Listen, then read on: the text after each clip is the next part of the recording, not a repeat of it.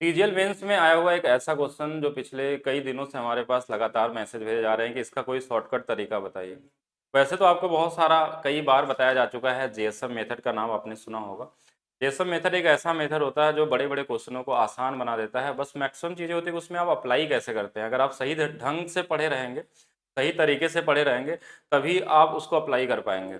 अब देखने में क्वेश्चन लगता है कि सिंपल इंटरेस्ट का क्वेश्चन है, थोड़ा सा इक्वेशन बनाना होगा। लगभग 99% लोग इसको इक्वेशन बना के ही सॉल्व करते हैं, क्वेश्चन पढ़ते हैं और इसको अप्लाई करते हैं।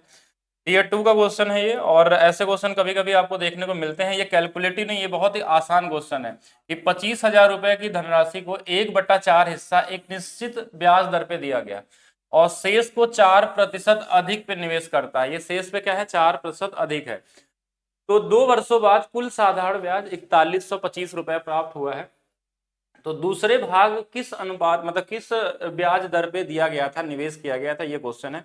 और इसको लगाने का सबसे इजीएस्ट अप्रोच क्या होगा वो समझेंगे। सबसे पहला चीज तो आपको देखना है कि पहला 1/4 हिस्सा है। मान लीजिए पहले एक हिस्से को हमने दिया हुआ है, थोड़ा सा इसको अलग कलर में कर लेते हैं कि पहले एक हिस्से को जो हमारे पास वैल्यू दी हुई है, एक हिस्से को अगर हमारे पास R% पे दिया हुआ है, R% पे, तो बचा हुआ तीसरा जो हिस्सा है ना हमारे पास, 3 हिस्सा, ये R+4% पे है, R+4% पे है। और टोटल 4 हिस्सा कितने पे है, ये चीज आपको निकालनी होगी। क्वेश्चन में या तो डायरेक्ट मिलता है या इनडायरेक्टली मिल जाता है आपको कि पहला हिस्सा यानी 1/4 हिस्सा हो गया पूरे का, और बचा हुआ 3 हिस्सा R+4 पे दिया गया है। इस टोटल की वैल्यू क्वेश्चन में दिया हुआ कि 4125 रुपए का ब्याज मिलता है इस 25,000 पे। तो हमने देखा कि 4125 जो है, इस 25,000 का कितना परसेंट। अगर मैं इसको डायरेक्ट लिख दूंगा तो आप बोलेंगे ये तो चीजें आप लोग याद करके बता देते हैं। नहीं, ऐसा नहीं होता है। अगर आप वैदिक मैथ्स पढ़े हैं तो आप हर एक कैलकुलेशन को 2-3 सेकंड में कर सकते हैं। करने का तरीका समझिए कि ये 25 है तो इसको आप बना लीजिए 1 लाख, ये ज्यादा ईजी है। 4 गुना करना बहुत आसान है। 4,000 का 4 गुना 16, 100 का 4 गुना 400, 25 का 4 गुना 100 यानी कि 16,500। तो ये माइंड में आपके चलने लगता है और ये कट जाएगा। अगर इंटू में 100 कर ले तो ये हम देखेंगे कि 16.5% है। यानी कि पूरा जो ब्याज मिला हमको वो 16.5%। लेकिन ये 2 साल की बात कर रहा है, क्योंकि यहाँ पे 2 साल है। हम यहाँ पे पहले साल की R% 2 से तो मल्टीप्लाई किए नहीं, तो इसका आधा लिख लेंगे 8.25%। ये 8.25% हमको 1 साल में ब्याज मिलता है। तो जीएसएम मेथड क्या बोलता है कि जूनियर वाले वैल्यू को आप ले लीजिए। इसमें से हमने मान लिया कि R हमारा क्या है, आंसर है। इसमें कुछ जुड़ता है कि देखते हैं कि दूसरा वाला जो है वो कितना ज्यादा। तो आपको ये दिख रहा है 4 ज्यादा है, दूसरा वाला वैल्यू कितनी ज्यादा है, 4 ज्यादा है। कितने लोग इसमें है, 3 लोग हैं, तो 3 से हमने गुणा कर दिया। अब ये 12 ज्यादा है। अब इस 12 को हमको डिवाइड करना होता है सभी में, यानी ये 4 में। 4 से डिवाइड कर देंगे, मतलब जो हमारा आंसर आना चाहिए वो R+3% आ जाएगा, R+3 आ जाएगा। इसको डिवाइड करने के बाद ये इसकी वैल्यू इसमें भाग दे देंगे, यानी हम सीधा सीधा लिख लेते हैं कि ये वाली वैल्यू हमारे पास R+3 आ जाएगा।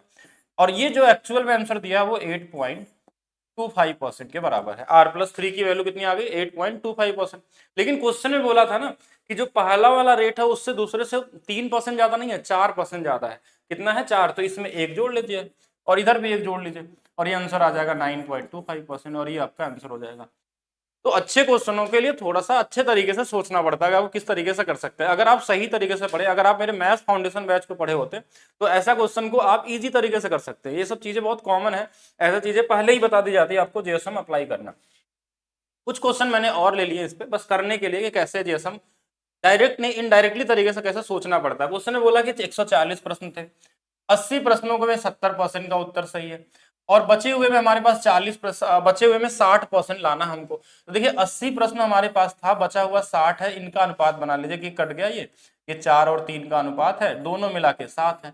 अब इसकी वैल्यू क्वेश्चन ने बोला 70% था, इसकी वैल्यू आपसे पूछी गई है और इसकी वैल्यू इस बार दे दिया है कि 60% है। तो अब इसमें एलिगेशन भी लगा सकते हैं। ये औसत का सारा मेथड है, औसत का सारा गेम है। तो यहाँ पे देखेंगे कि ये वाला वैल्यू इससे 10 ज्यादा है, इस बार इधर वाली वैल्यू नहीं दिया, पिछले जैसा क्वेश्चन है, ठीक है। तो यहाँ पे 10 ज्यादा है, 10 में कितने लोग हैं तो बोलेंगे 4, 10 गुणे 4 40, और 40 कितने लोगों में भाग देना होगा हमको। एक चीज समझेगा कि यहाँ पे 3 लोगों की वैल्यू चाहिए, तो 40 में 3 से भाग दे देंगे, तो ये आ जाएगा हमारे पास 13 से ही 1/3%। अब यही 13 से 1/3 अगर प्लस में आया तो इसमें घटा लेते हैं, तो ये हमारे पास कितना आ जाएगा। अगर 13 घटा लेंगे तो हमारे पास कितना आ जाएगा, 47, यानी 46 सही 2/3%। ये वाला हमारा आंसर हो गया। मतलब बहुत कॉमन तरीके से कर सकते हैं। एक और क्वेश्चन देखते हैं, आजकल बड़ा पूछा जा रहा है ऐसा क्वेश्चन, पास फेल वाला क्वेश्चन नहीं, ये जीएसएम का क्वेश्चन है। बोला कि 3 अलग अलग हमारे पास क्या है असाइनमेंट है, एक 30% हिस्सा है, एक 30% असाइनमेंट से मिलता है, बाहरी परीक्षा से 40 मिलता है। तो इनका अनुपात देखिए 3 और 4 का, देखिए 30%, 30%, 4। इस वाले में बोला 90% पाया है, इस वाले में बोला कि पाया हुआ कितना 95 पाया है, और इस वाले में बोला 75 पाया है। तो टोटल कितना पाएगा, यानी सब मिला के दिया 3 3 6 4 10 में कितना पाया होगा, यही पूछा गया। हम जेसम का मतलब होता है छोटे वाले वैल्यू को लेते हैं 75%। इससे ये कितना ज्यादा है, देखिए ये वाला 20 ज्यादा है, ये वाला हमारे पास 3 भी रहेगा तो भी अप्लाई होगा इसमें। 2 वाले में तो एलिगेशन भी लगा सकते हैं, लेकिन जब 3 वाला रहता है तो जेएसएम ही काम आता है आपका। ये इससे कितना ज्यादा है, तो आप बोलेंगे 15 ज्यादा है।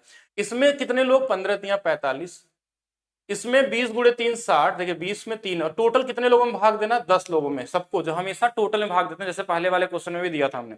तो 75 और प्लस 10.5 जोड़ देंगे, ये कितना आ जाएगा 85.5%।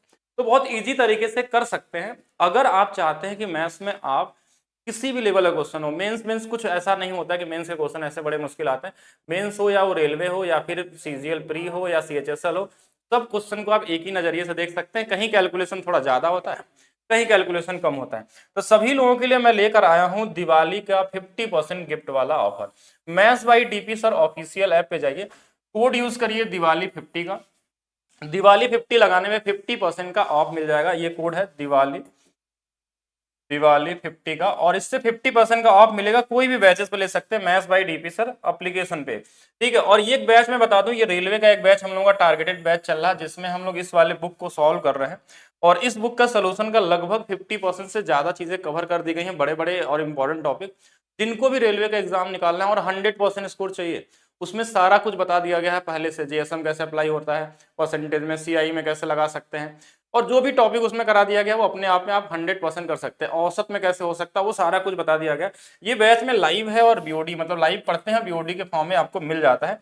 इसकी प्राइस 225 रुपए, अभी ये और भी कम प्राइस में आपको मिल जाएगा। केवल 3 दिन और बचे हैं इसको लेने के लिए, नहीं तो ये फिर से प्राइस इसकी इंक्रीज हो जाएगी, ठीक है। इसके अलावा मैं बात करूं, हाँ इसके अलावा मैं बात करूं तो जिनको मैथ्स फाउंडेशन बैच चाहिए, ठीक है, जो लोग चाहिए कि मैथ्स हमारा 2025 सीजीएल का टारगेट कर रहे हैं, तो उन सभी लोगों के लिए मैथ्स फाउंडेशन बैच एक ऐसा बैच जहां से आप पढ़कर 100% स्कोर ला सकते हैं, वो सीजीएल में हो या फिर आप किसी भी एग्जाम का देने वाले हों, जैसे आपका स्टेट एग्जाम हो या फिर आपका रेलवे हो या फिर।